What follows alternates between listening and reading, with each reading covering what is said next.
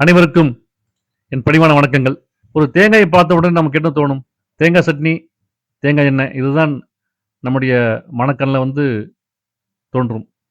ஆனா, உலகத்தின் பல நாடுகள்ல அதே தேங்காயை ஒரு பிரீமியம் ப்ராடக்ட்டா மாத்தி, food industry, cosmetic industry, wellness industry, paramedical industry இந்த மாரி பல இண்டஸ்ட்ரியில பயன்படுத்திட்டு இருக்கிறாங்க. அந்த பிரீமியம் ப்ராடக்ட்ல உலகம் முழுவதும் அதிகம் டிமாண்ட் இருக்கக்கூடிய ஒரு ப்ராடக்ட்ட பத்தி தான் இன்னைக்கு பார்க்க போறோம். அதுதான் virgin coconut oil. Virgin coconut ஆயிலுக்கு ஏன் இவ்வளோ டிமாண்டு? ஏன்னா, இது ஃப்ரெஷ் கோகனட் மில்க்ல தயாரிக்கப்படுகிறது. அதிக வெப்பத்தில சமைக்கப்படாததால, அதில இயற்கையா இருக்கும் லாரிக் ஆசிட், அதாவது தாய்ப்பாலுக்கு நிகரானது. இந்த ஆசிட் இருப்பதனால தான் பார்த்தீங்கன்னா, இந்த வெர்ஜின் கோகனட்டுக்கு இவ்வளவு டிமாண்டு. இந்த லாரிக் அமிலத்தில பார்த்தீங்கன்னா, ஒரு முக்கியமான ஒரு கொழுப்பு அமிலம் இருக்குங்க. அதாவது மீடியம் செயின் ஃபேட்டி ஆசிட் இருக்குங்க. இதன் காரணமா, இந்த வெர்ஜின் கோகனட் ஆயில பார்த்தீங்கன்னா, skin care, hair care, massage oil, natural cosmetic products, wellness products இன்னும் எல்லாத்துலயும் இந்த வெர்ஜின் கோகனட் ஆயில பயன்படுத்துறாங்க. அது முக்கியமான காரணம் இந்த லாரிக் ஆசிட் தான். அதே நேரத்தில இந்த வெர்ஜின் கோகனட்டா எடுத்த பிறகு, மீதம் இருக்கும் இந்த கோகனட் கேக்க நம்ம தூக்கி எறிய வேண்டிய அவசியம் இல்ல.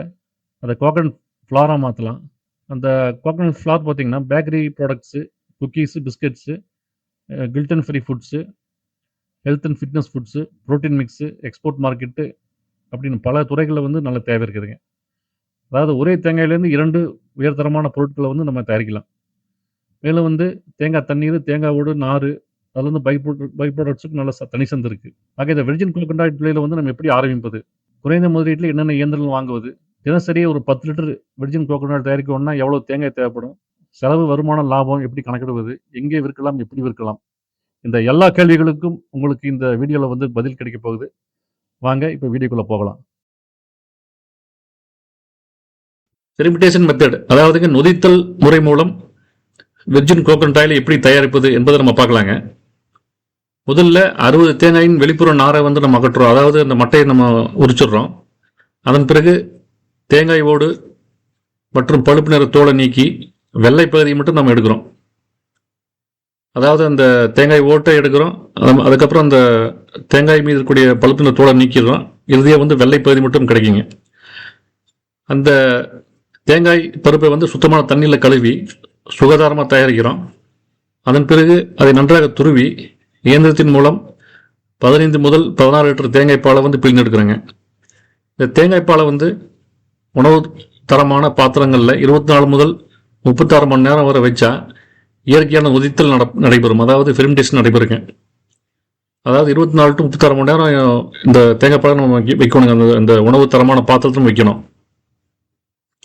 அதன் பிறகு என்னன்னு கேட்டிங்கன்னா, அந்த 24 to 36 மணி நேரம் கழிச்சு பார்த்தீங்கன்னா, அதுக்கு மேலே மேலாப்பில் பார்த்தீங்கன்னா மேலே இந்த வெர்ஜின் கோகனட் ஆயில் ஒரு அடுக்கு மாதிரி ஒரு ஃபார்ம் ஆகும். அந்த அந்த மேலே இருக்கிற அந்த வெர்ஜின் கோகனட் ஆயில் மட்டும் நம்ம கவனமாக பிரித்து எடுக்கிறோங்க. இப்போ அடுத்த கட்டமாக பார்த்தீங்கன்னா, எண்ணெயில் இருக்கிற அந்த ஈரப்பதத்தை அகற்றுவதற்கு 60 டிகிரி சென்டிகிரேட்டருக்கு குறைவான வெப்பநிலையில் மெதுவாக சூடுபடுத்துகிறாங்க. இதனால் எண்ணெயில் தரமும் சத்தும் பாதுகாக்கப்படுகிறதுங்க.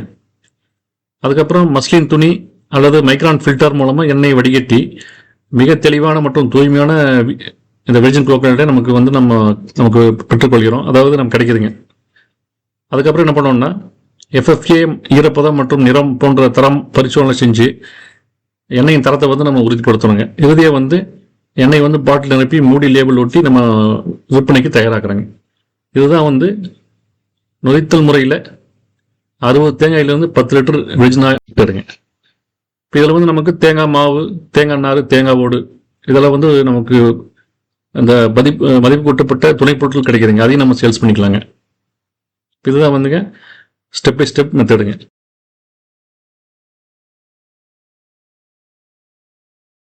ஃபெர்மெண்டேஷன் மெத்தட் மூலிமா தினமும் ஒரு 10 லிட்டர் வெர்ஜின் கோகனட் ஆயில் தயாரிக்கணும்னா ஆரம்ப நிலையில் என்னென்ன இயந்திரங்கள் தேவைப்படும் என்பதை பார்க்க போகிறாங்க. இது ஒரு 1 லட்சத்துக்குள்ளே நம்ம வாங்க முடியும். முதல்ல தேவைப்படுவது பார்த்தீங்கன்னா கிரேட்டர் அல்லது பல்வரைசர். இதோட வேலையை தேங்காயை பருப்பு நன்றாக துருவுவது. இதன் விலை பார்த்தீங்கன்னா ஒரு 10,000லேருந்து 20,000க்குள்ள வருங்க. இரண்டாவது பார்த்தீங்கன்னா மில்க் எக்ஸ்ட்ராக்டர் அல்லது எக்ஸ்பெல்லர். இது துருவிய தேங்காயிலிருந்து தேங்காய் பாலை பிழிந்தெடுக்க பயன்படுதுங்க. இதோட விலை பார்த்தீங்கன்னா ஒரு 20,000 to 30,000ங்க. மூன்றாவது பார்த்தீங்கன்னா ஃபெர்மெண்டேஷன் கண்டெய்னர், அதாவது ஃபுட் கிரேட் கண்டெய்னர் இருக்குது. 2 உணவு தரமான ஸ்டெயின்லெஸ் ஸ்டீல் பாத்திரங்களில் தேங்காய் பாலை வந்து 24 முதல் 36 மணி நேரம் இயற்கையாக புளிக்க வைக்கிறோம். அதாவது நொதித்தல் புளிக்க வைக்கிறது தான் அந்த ப்ராசஸ், ஃபெர்மெண்டேஷன் ப்ராசஸ். இதுக்கு செலவு வந்து பார்த்தீங்கன்னா 20,000 to 30,000. 4வது பார்த்தீங்கன்னா ஆயில் ஸ்கிம்மர் அல்லது செப்பரேட்டர். ஃபெர்மெண்டேஷன் முடிஞ்சதுக்கப்புறம் மேலே உருவாகும் வெர்ஜின் கோகனட் கவனமாக நம்ம பிரித்து எடுக்கணுங்க. அதுக்கு இந்த கருவி பயன்படுது. இதோட விலை வந்து 15,000 to 25,000. 5வது பார்த்தீங்கன்னா லோ ஹீட் ஃபினிஷிங் பேனுங்க. எண்ணெயில் உள்ள ஈரப்பதத்தை அகற்றி 60 டிகிரிக்கு குறைவான வெப்பநிலையில் மெதுவாக சூடுபடுத்த பயன்படுத்துங்க. இதன் விலை வந்து 20,000 to 25,000. 6வது பார்த்தீங்கன்னா ஃபில்ட்ரேஷன் செட்டப்புங்க. மஸ்லின் துணி மற்றும் ஃபில்டர் மூலமாக எண்ணெயை வடிகட்டி தெளிவான தரமான விஓசியை வந்து நம்ம பெறலாங்க. இதன் விலை வந்து 5,000 to 10,000. 7வது பார்த்தீங்கன்னா ஸ்டோரேஜ் கண்டெய்னருங்க. கோகண்டாலும் பாதுகாப்பாக சேமிக்க உணவு தரமான கண்டெய்னர்கள் வந்து பயன்படுத்துங்க. இதோட விலை வந்து 2,000 to 5,000. ஆக மொத்தம் இந்த மொத்த செலவு வந்து பார்த்தீங்கன்னா ஒரு 92,000 வருதுங்க. பார்த்தீங்கன்னா தேங்காய் தோல் நீக்குதல், கழுவுதல், கலக்குதல், பாட்டில் நிரப்புதல், லேபிள் ஒட்டுறது, இந்த வேலைகளை வந்து நம்ம கையாளி செய்யலாங்க. இதனால வந்து நம்ம முதலீடு வந்து குறையுங்க. 1,00,000க்குள்ளேயே இந்த தொழிலை வந்து சிறப்பாக செய்யலாங்க. வெர்ஜின் கோகனட் வந்துங்க முற்றிலுமாக எந்திரத்தை பயன்படுத்தி தயாரிக்கணும்னா அதுக்கு வந்து என்னென்ன இயந்திரங்கள் தேவைப்படும் என்பதை பார்க்கலாம். இப்போ முதல்ல தேவைப்படுவது பார்த்தீங்கன்னா டிஎஸ்கிங் மிஷினுங்க. அதாவது தேங்காய் மட்டை உரிக்கிற மிஷினு. இது வந்து பார்த்தீங்கன்னா 1 பேஸ் இருக்குது, 3 பேஸ் இருக்குது, டிராக்டர் யூஸ் பண்ணி எடுக்கிற மெத்தட் இருக்குது, ஜென்ரேட் யூஸ் பண்ணி இருக்கிற மெத்தட் இருக்குது. அப்போ உங்களுக்கு எது வேணுமோ அது வந்து வாங்கிக்கலாங்க. அது வந்து 80,000 to 1,50,000 இருக்குங்க. அடுத்து வந்து பார்த்தீங்கன்னா டீசெல்லிங் டேரிங் மிஷினுங்க. இது வந்து தேங்காயின் ஓடு மற்றும் பழுப்பு நிறத்தோலை வந்து நீக்கி உதவுதுங்க. இதோட விலை வந்து 1,00,000 to 2,00,000 வரைக்கும் இருக்குதுங்க. அடுத்தது வந்துங்க கிரேட்டர் அல்லது பல்வரைசர். அதாவது தேங்காய் பருப்பை வந்து நன்றாக துருவி எடுப்பதற்கு உதவுதுங்க. இதோட விலை வந்து 1,00,000 to 2,00,000 வரைக்கும் இருக்குதுங்க. அடுத்து வந்துங்க மில்க் எக்ஸ்ட்ராக்டர் அல்லது எக்ஸ்பெல்லருங்க. இது வந்து தேங்காயிலிருந்து பார்த்தீங்கன்னா அதிகமான பாலை வந்து பிழிந்தெடுக்க உதவுதுங்க. இதோட விலை வந்து 50,000 to 2,00,000 வரைக்கும் இருக்குதுங்க.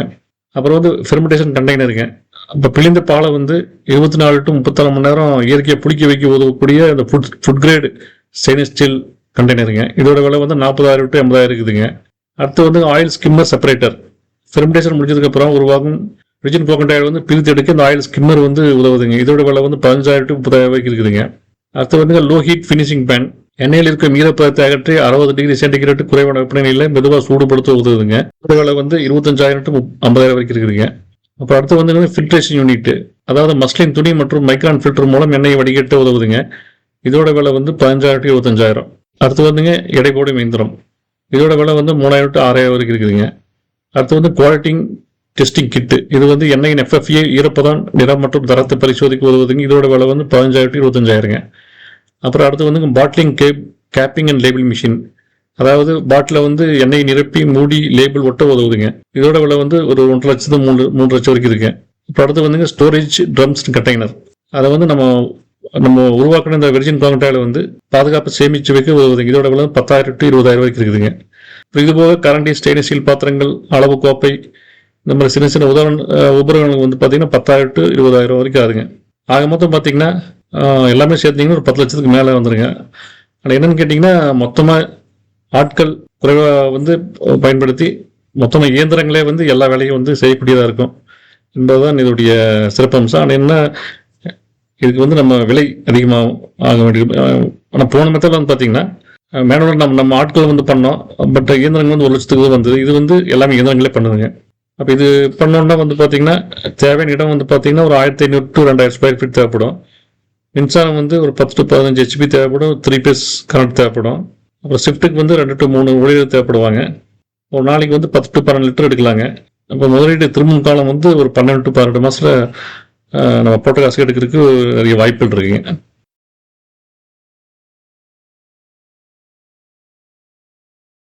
தினசரி 10 லிட்டர் வெர்ஜின் கோகனட் ஆயில் உற்பத்தி பண்ணோம்னா அதுக்கு என்னென்ன செலவாகுதுங்க, வருமானம் மற்றும் லாப கணக்கீடை வந்து இப்போ பார்க்கலாங்க. ஒரு நாளைக்கு வந்து 10 லிட்டர் தயார் பண்ணோம்னா ஒரு 55 முதல் 60 தேங்காய் தேவைப்படுதுங்க. அதுலேருந்து நமக்கு வந்து அந்த தேங்காய் மட்டை உரிச்சோம்னா ஒரு 35 to 36 கிலோ தேங்காய் நமக்கு கிடைக்குங்க. அதுலேருந்து வந்து ஒரு 21 கிலோ வெள்ளை பருப்பு கிடைக்கும். இந்த வெள்ளை பருப்புலேருந்து நமக்கு வந்து 15 to 14 லிட்டர் தேங்காய் பால் கிடைக்குங்க.